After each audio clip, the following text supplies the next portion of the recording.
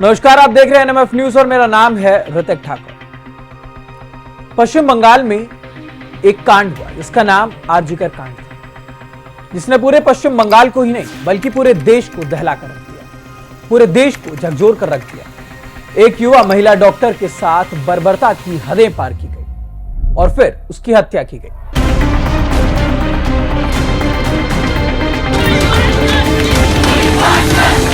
उस घटना के बाद सबसे बड़ा सवाल यही था कि क्या उस घटना के सबूत छुपाए गए? क्या जब यह सारी घटना हुई थी तो इसमें आरोपियों के साथ सिस्टम मिला हुआ था? क्या सिस्टम इस कोशिश में था कि सच को दबा दिया जाए?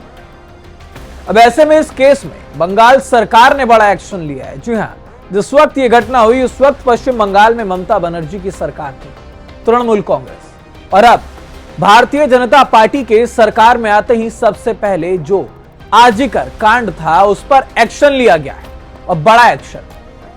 पूर्व कोलकाता पुलिस कमिश्नर विनीत गोयल समेत 3 आईपीएस अधिकारियों को सस्पेंड किया गया है। सरकार का आरोप है कि केस की जांच में गंभीर लापरवाही बरती गई थी, परिवार पर दबाव बनाया गया और केस को गलत दिशा में मोड़ने की कोशिश की गई। 3 आईपीएस अधिकारी सस्पेंड: विनीत गोयल, इंदिरा मुखर्जी, अभिषेक गुप्ता।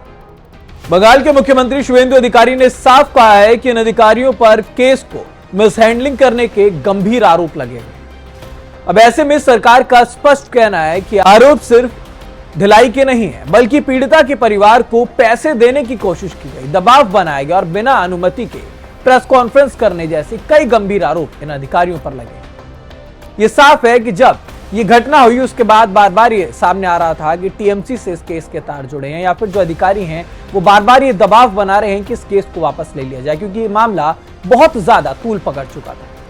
यानी कि अब सवाल सिर्फ अपराधी पर नहीं बल्कि उस सिस्टम पर भी उठ रहा है जिसने इस केस को शुरू से हैंडल किया था। जब आरजीकर मेडिकल कांड हुआ, जब यहाँ पर युवती के साथ कॉलेज परिसर के अंदर इस प्रकार की विभत्स घटना हुई, तो तमाम सवाल अब खड़े हो रहे हैं। जिस वक्त ये घटना हुई तब एक्शन क्यों नहीं लिया गया? नई बंगाल सरकार इस मामले को सिर्फ एक क्रिमिनल केस नहीं बल्कि सिस्टम फेलियर के रूप में पेश कर रही है। 9 अगस्त 2024 को आरजीकर मेडिकल कॉलेज में एक ट्रेनी डॉक्टर की लाश मिलती है।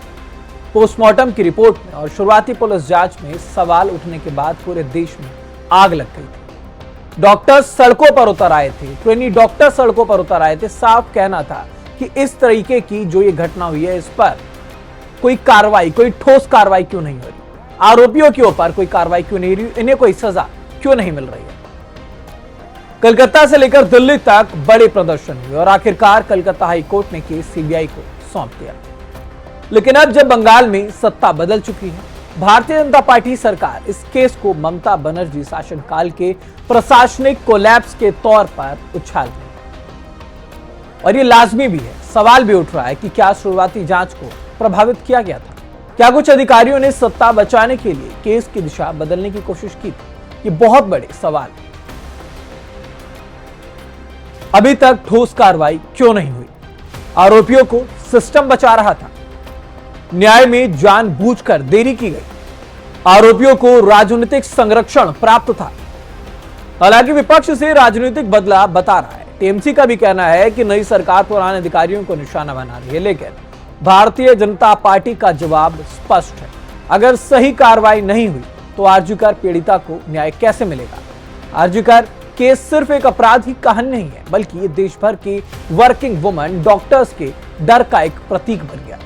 इसलिए जब आज बड़े आईपीएस अधिकारियों पर यह कार्रवाई हो रही है तो कई लोग इसे देर से ही सही लेकिन सही मान रहे हैं। सोशल मीडिया पर भी बहस तेज। कई लोग कह रहे हैं कि सस्पेंशन काफी नहीं है, इन अधिकारियों पर सख्त से सख्त जवाबदेही और सजा भी होनी चाहिए। दोस्तों, आरजीकर केस में असली सवाल आज भी वहीं खड़ा है, पीड़िता को पूरा न्याय आखिरकार मिलेगा या नहीं? लेकिन अब कहानी सिर्फ मुख्य आरोपी तक सीमित नहीं है, अब जांच करने वालों को भी जांच के दायरे में लिया गया है और बंगाल की राजनीति में यह मुद्दा आने वाले दिनों में बड़ा तूफान खड़ा कर सकता है। अब ऐसे में आरजीकर मेडिकल में जिस तरीके की घटना हुई, उस कॉलेज परिसर के अंदर जब महिला के साथ दुष्कर्म किया जाता है, उसके बाद उसकी हत्या की जाती है, तो कॉलेज प्रबंधन पर भी तमाम सवाल खड़े हुए थे, लेकिन सभी को दबाया गया। अब इस पर खुलकर जांच की जाएगी। और इस खबर पर आपकी क्या कुछ राय बनती है हमें कमेंट बॉक्स में जरूर बताइएगा। साथ ही साथ एनएमएफ न्यूज को सब्सक्राइब करें।